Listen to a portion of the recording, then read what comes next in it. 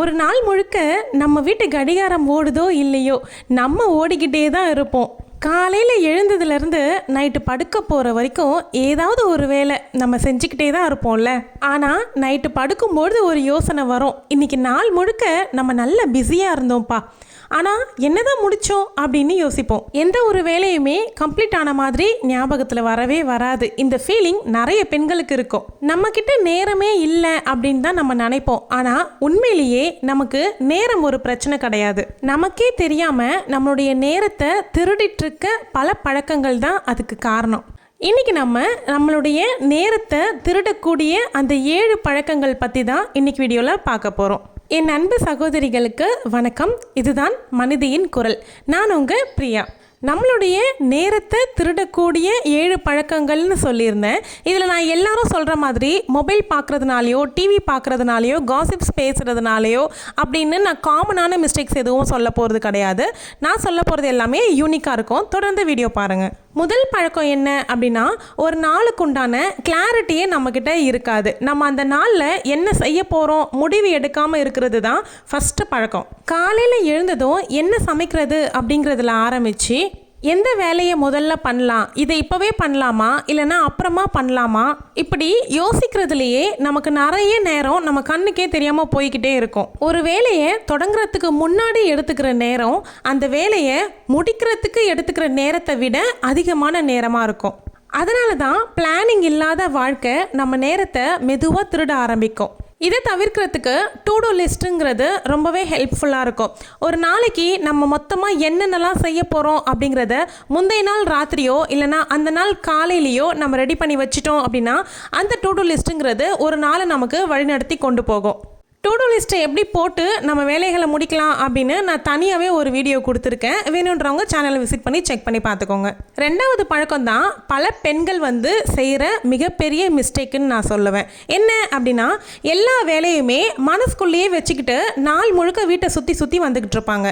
பால் வாங்கணும், EB bill கட்டணும், vegetables வாங்கணும், இல்லை பசங்களுக்கு தேவையானது ஏதாவது ப்ராஜெக்ட்டுக்கு வாங்க வேண்டியது இருக்குது. அந்த மாதிரி எல்லா வேலைகளையும் நம்ம மனசுக்குள்ளேயே போட்டுக்கிட்டு அதில் பாதி வேலையை கூட நம்ம அந்த நாளில் முடிக்க மாட்டோம். ஆனால் மீதி பாதி வேலையை அடுத்த நாளுக்கு போஸ்ட்போன் பண்ணிடுவோம். இப்படி எல்லாத்தையும் நம்மளுடைய ஞாபகத்திலேயே வச்சுக்கிட்டு சுற்றிக்கிட்டு இருக்கோம். நம்மளுடைய மூளை ஒன்றும் நோட் புக் கிடையாது.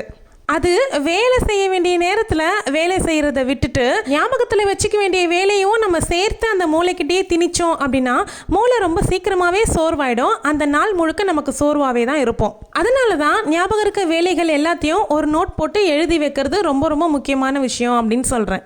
மூணாவது பழக்கம் அதுவும் முக்கியமானது தான். இப்போ ஒரு வேலையை நம்ம செஞ்சுக்கிட்டு இருக்கோம் அப்படின்னும்பொழுது அந்த வேலையை அப்படியே பாதிலேயே விட்டுட்டு இன்னொரு வேலை நம்ம கண்ணில் மாட்டுச்சு அப்படின்னா அந்த வேலைக்கு அப்படியே தாவுறது.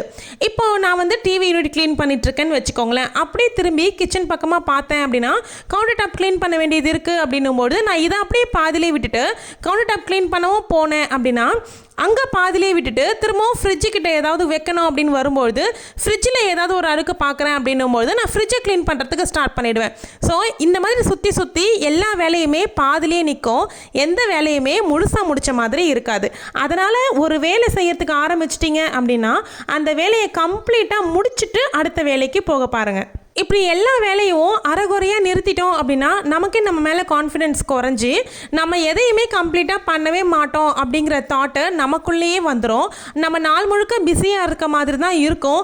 ஆனால் எதை தான் கம்ப்ளீட் பண்ணோம் அப்படின்னு நாள் முடிவில் யோசிக்கும்பொழுது ஒரு வேலையும் நம்ம மைண்டில் வராது. அதனால் ஒரு வேலையை கம்ப்ளீட்டாக முடிக்கிறது அப்படிங்கிறது தான் நம்மளுடைய நேரத்தையும் மிச்சம் பண்ணி கொடுக்கும், நம்ம மன அமைதிக்கும் ரொம்ப நல்லது. நாலாவது பழக்கமும் ரொம்ப முக்கியமான பழக்கம் என்ன அப்படின்னா, நான் தான் பர்ஃபெக்ட் மகாராணி அப்படின்னு நினைக்கிறது. சில பெண்கள் ஒரு வேலையை எடுக்கிறாங்க அப்படின்னா சாதாரணமாக ஜஸ்ட் லைக் தட்னு செஞ்சுட்டு போயிட மாட்டாங்க. ரொம்ப பர்ஃபெக்டாக பண்ணணும் அப்படின்னு நினைக்கிறவங்க இருப்பாங்க. அது என்னமோ நார்மலாக பண்ணோம் அப்படின்னா 10 நிமிஷம் வேலையாக தான் இருக்கும். ஆனால் பர்ஃபெக்ஷன்ற பேரில் அதை அப்படியே வளர்த்தி 40 நிமிஷத்துக்கு அந்த வேலையை செஞ்சுக்கிட்டு இருப்பாங்க. அப்போ தான் அவங்களுக்கு மனநிறைவே வரும். பர்ஃபெக்ஷன்ற பேர் வழி இந்த இடத்துல நம்மளுடைய நேரத்தை அரை மணி நேரம் எக்ஸ்ட்ரா திருடுது. ஒரு வேலையை நல்லா தீர்மானமாக பண்ணணும் அப்படின்னு நினைக்கிறது ஒன்றும் தப்பு கிடையாது. ஆனால் அதே மாதிரி தான் எல்லா வேலையும் பண்ணணும் அப்படின்னு நினச்சிங்கன்னா ஒரு நாள் முழுக்க உங்களுக்கு வேலையை முடிக்க நேரமே போதாது. ஓவர் பர்ஃபெக்ஷனாக இருக்கணும் அப்படின்னு நினைக்கிறதும் நம்மளை சில சமயங்களில் சோர்வடைய வைக்கும். நீங்கள் எந்த கேட்டகரி அப்படிங்கிறத கமெண்ட்டில் ஷேர் பண்ணிக்கோங்க. 5வது பழக்கம் என்ன அப்படின்னா, மற்றவங்களுக்கு ஏதாவது ஒரு அவசரம் இருக்கும், ஆனால் அவங்களுடைய அவசரத்தை நம்மளுடைய அவசரம் அப்படின்னு நினச்சிக்கிட்டு நம்ம அந்த வேலையை பண்ணுறது. அது நம்ம ஃபேமிலி மெம்பர்ஸாக இருக்கலாம், இல்லை நம்ம வீட்டு அக்கத்து பக்கத்துக்காரங்களாக இருக்கலாம். அவங்களுடைய அர்ஜென்ட்டுக்கு நம்மக்கிட்ட ஏதாவது கேட்குறாங்க அப்படின்னும்போது நம்ம மைண்டில் என்ன ஆகும், நம்ம உடனே அதுக்கு அட்டென்ஷன் பண்ணணும், நம்ம அப்படியே ப்ரெசென்ட்டில் இருக்கணும், டக்குன்னு அவங்களுக்கு வேலையை பண்ணி கொடுக்கணும் அப்படின்னு நினைப்போம். ஆனால் அந்த இடத்துல நமக்கான வேலையை நம்ம மறந்துடுவோம். நல்ல பேர் எடுக்கிற பேர் வழின்னு சொல்லுவாங்க பார்த்தீங்களா, அது இதுதான். நல்ல பொண்ணு அப்படின்னு பேர் வாங்கிறதுக்கு எப்படியெல்லாம் நம்ம வாழ்க்கையை தியாகம் பண்ணிக்கிட்டு இருக்கோம் அப்படின்னு அதை பற்றியுமே ஒரு தனி வீடியோவாகவே போட்டிருக்கேன். வேணுன்றவங்க சேனலை லாஸ்ட் வீடியோவில் செக் பண்ணி பார்த்தீங்க அப்படின்னா நிறைய விஷயங்கள் உங்களுக்கு தெரியும். உங்களுக்கு 1008 வேலை இருக்கும் உங்கள் வீட்டில், ஆனால் யாராவது ஃப்ரீயாக இருப்பாங்க. அந்த டைமில் அவங்க கான்டாக்டை செக் பண்ணி பார்த்துட்டு உங்களுக்கு ஃபோன் பண்ணலாம் அப்படின்னு சொல்லிட்டு ஃபோன் பண்ணுவாங்க. அந்த டைம் அவங்களுடைய நேரத்துக்கு அவங்க நமக்கு ஃபோன் பண்ணிட்டாங்களே அப்படிங்கிறதுக்காக உங்களுடைய வேலைகளை எல்லாத்தையும் விட்டுட்டு அவங்களோட நீங்கள் வாதாடிக்கிட்டு வாக்குவாதம் பண்ணிக்கிட்டு இல்லை ஏதோ ஜாலியாக பேசிக்கிட்டு டைமை வேஸ்ட் பண்ணிட்டீங்க அப்படின்னா உங்கள் வேலையை அவங்க உங்களுக்கு செஞ்சு கொடுக்க போகிறாங்களா சொல்லுங்கள்? ஏதோ ஒரு முக்கியமான வேலையாக உங்களுக்கு ஃபோன் பண்ணுறாங்க அப்படின்னா பரவாயில்ல, நான் ஃப்ரீயாக இருந்தேன், எனக்கு போர் அடிச்சுது, அதனால் உனக்கு ஃபோன் பண்ணியிருக்கேன் அப்படின்னு சொல்கிறவங்க கிட்ட உங்களுடைய டைமை நீங்கள் வேஸ்ட் பண்ணவே பண்ணிடாதீங்க. அந்த மாதிரி சொல்கிறவங்க கிட்ட சுத்தமாக பேசுகிறதே கூட விட்டுறலாம்.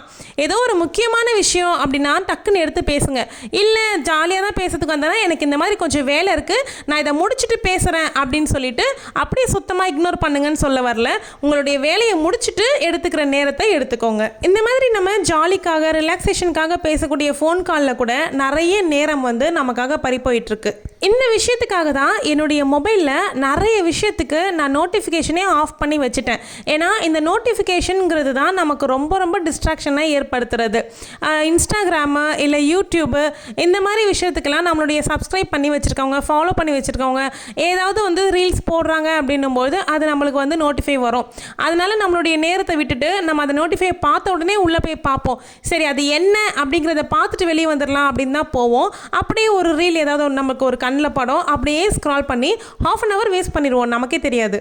அதனால் நான் மோஸ்ட்லி நோட்டிஃபிகேஷன் எல்லாத்துக்குமே ஆஃபில் தான் வச்சுருப்பேன். 6வது பழக்கம் என்ன அப்படின்னா, சின்ன சின்ன நேரங்களை நமக்காக கிடைக்கக்கூடிய சின்ன சின்ன நேரங்களை கூட நம்ம மதிப்பு கொடுக்காம இருக்கிறது. அதாவது இப்போ கிச்சனில் வேலை செஞ்சிட்ருக்கோம் அப்படின்னும்போது ஏதாவது பருப்போ இல்லை சாதமோ இல்லை ஏதோ ஒரு கொதிக்குது இல்லை வேகுது, அந்த மாதிரி டைமில் உங்கள் கிச்சனில் கவுண்டர் டாப்பை நீங்கள் கிளியர் பண்ணலாம். நீங்கள் எடுத்து வச்சுருக்கக்கூடிய மசாலா டபாஸெல்லாம் அந்தந்த இடத்துல வைக்கலாம். சின்ன சின்னதாக கொஞ்சம் பாத்திரங்கள் இருக்குன்னும் போது 4 நாளாக கழுவி நம்ம கவித்து வைக்கலாம். இந்த மாதிரி வேலைகளை நம்ம ஒரு வேலையோட இன்னொரு வேலையை கம்பைன் பண்ணி ஒரே இடத்துல, அதாவது சொல்கிறத புரிஞ்சுக்கோங்க, ஒரே கிச்சனில் இருக்கீங்க அப்படின்னும் போது கிச்சனில் இருக்க வேலையை மட்டும் பாருங்கள், வேறு வேறு ரூமில் போயிட்டு பண்ணிட்டு வரணும் அப்படின்னு நான் சொல்லலை. அந்த மாதிரி நீங்கள் வேலையை கம்பைன் பண்ணி செய்யும்பொழுது உங்களுக்கு வேலை சீக்கிரம் முடிஞ்ச மாதிரியும் இருக்கும். உங்களுக்கான டைமிங்கை உங்களுக்கு எக்ஸ்ட்ராவாக எடுத்துக்க முடியும். உங்களுக்குன்னு ஒரு நாளில் ஒரு அரை மணி நேரம் கூட இல்லை அப்படின்னா என்ன அந்த வாழ்க்கை சொல்லுங்கள்? ஸோ அந்த அரை மணி நேரத்தில் உங்களுக்கு பிடிச்ச விஷயத்தை நீங்கள் செய்யலாம். புக்ஸ் படிக்கணும் அப்படின்னா புக்ஸ் படிக்கலாம். இப்போ நான் நிறைய புக் படிக்கிற ஹேபிட்டை வளர்த்திட்ருக்கேன். நான் வச்சுருக்கக்கூடிய புக்ஸ் எல்லாமே இந்த வீடியோவில் நீங்கள் பார்த்துருப்பீங்க. டேக் பண்ணுறேன், வேணுன்றவங்க வாங்கி படிக்கிற இந்த ஹேபிட்டை வளர்த்திக்கோங்க. ரொம்ப நல்லாயிருக்கு இந்த புக்ஸ் எல்லாமே. முக்கியமாக அட்டாமிக் ஹேபிட்ஸ் தான் எனக்கு ரொம்ப ரொம்ப பிடிச்சமான புக்கு. ஸோ அதை நான் ஒரு பாதி அளவுக்கு மேலே படிச்சுட்டேன், இன்னும் கொஞ்சம் இருக்குது, இன்னொரு பாதி இருக்குது. படிச்சுட்டு நான் அந்த புக்கிலேருந்து என்ன தெரிஞ்சுக்கிட்டேன் அப்படிங்கிறதையும் உங்ககிட்ட ஷேர் பண்ணுறேன். 7வது பழக்கம், கடைசியான பழக்கம், ரொம்ப முக்கியமான பழக்கமும் கூட. என்ன அப்படின்னா, நமக்கு ஏற்படக்கூடிய சோர்வை நம்ம கவனிக்காமையே இருக்கிறது. நேரமே இல்லை வேலை செய்கிறதுக்கு அப்படின்னு சில பெண்கள் சொல்லுவாங்க. முக்கியமாக கவனிக்க வேண்டியது நேரம் இல்லாமை கிடையாது. நமக்கு ஏற்படக்கூடிய உடல் சோர்வால் தான் நம்மளுடைய வேலைகளை நம்ம செய்ய முடியாமல் நம்மளுடைய நேரம் அந்த சோம்பேறித்தனத்தில் திருடப்படுது. நம்மளுடைய எனர்ஜி எங்கே போகுது அப்படின்னு பார்த்தீங்க அப்படின்னா, நம்ம சரியாக தூங்காமல் இருக்கிறதுல, நம்மளுடைய சாப்பாடை நம்ம கரெக்டான நேரத்தில் எடுத்துக்காமல் இருக்கிறது, கரெக்டான அளவுகள் எடுத்துக்காமல் இருக்கிறது, முக்கியமாக நமக்கு தேவையான ரெஸ்ட் நம்ம எடுத்துக்காமல் இருக்கிறது. என்றைக்கோ எப்போவோ நடந்த பிரச்சனையை எப்போவுமே மனசில் வச்சுக்கிட்டு ஏதாவது ஒன்று நினச்சிக்கிட்டு மனசு சோர்வடைஞ்சிக்கிட்டே இருப்போம். மனசு சோர்வடைஞ்சால் உடம்பும் சேர்ந்து தான் சோர்வாகும். இது எல்லாமே நம்ம செய்யக்கூடிய வேலையினுடைய வேகத்தை கணிசமாக குறைக்கும். சோர்வாக இருக்கிற உடம்பு எந்த வேலையுமே சீக்கிரமாக செஞ்சு முடிக்காது. உங்களுக்கு வேணும் அப்படின்னா சொல்லுங்கள். ஒரு நாளில் சோம்பேறித்தனத்தை ஒழிச்சிட்டு நம்ம வீட்டு வேலைகளை எப்படி சுறுசுறுப்பாக நம்ம நாள் முழுக்க எப்படி சுறுசுறுப்பாக இருக்கலாம் அப்படிங்கிற வீடியோ வேணும் அப்படின்னா சொல்லுங்கள். நான் நிச்சயமாக கம்மிங்கில் போஸ்ட் பண்ணுறேன். அதனால தான் ஹெல்த்தை கவனிக்கிறது அப்படிங்கிறதும் ஒரு டைம் மேனேஜ்மெண்ட்டு தான். ஹெல்த்தில் நம்ம பண்ணக்கூடிய மிஸ்டேக்ஸ் பற்றி நான் ஆல்ரெடி வீடியோ போட்டிருக்கேன். சேனலை விசிட் பண்ணி பாருங்கள். கண்டிப்பாக உங்களுக்கு அந்த வீடியோ கிடைக்கும். பெண்கள் பண்ணுறதுல இன்னொரு விஷயம் என்ன அப்படின்னா, எல்லாரையும் நம்ம தான் கவனிப்போம். நம்மளை யார் கவனிப்பா நம்மளை தவிர? நம்மளுடைய உடம்பு, நம்ம மனசு, நம்மளுடைய ஓய்வு இது எல்லாமே எல்லாருக்கும் கடைசியில் தான் அப்படின்னு நம்ம நினைக்கிறது மேஜர் மிஸ்டேக். அப்படி இருந்தோம் அப்படின்னா நேரமோ வேகமோ நம்ம கையில் இருக்கவே இருக்காது. நேரத்தை சேமிக்கணும் அப்படின்னா வேகமாக வேலை செஞ்சு முடிக்கணும் அப்படிங்கிற அவசியம் கிடையாது. நமக்கே தெரியாமல் நேரத்தை வீணாக்குற இந்த மாதிரியான பழக்கங்களை நம்ம கொஞ்சம் கொஞ்சமாக மாற்றிக்கிட்டோம் அப்படின்னாவே போதும். ஒரு நாளில் 24 மணி நேரம் அப்படிங்கிறது எல்லாருக்கும் பொதுவானது தான். ஆனால் அந்த 24 மணி நேரத்தை எப்படி நம்ம நமக்கானதாக மாற்றிக்கிறோம் அப்படிங்கிறதுல தான் நம்முடைய வேலையும் நம்மளுடைய சுறுசுறுப்பும் அடங்கியிருக்கு. வீடியோ பிடிச்சிருந்தா லைக் பண்ணிக்கோங்க. மனதின் குரல் சேனலை சப்ஸ்கிரைப் பண்ணிக்கோங்க.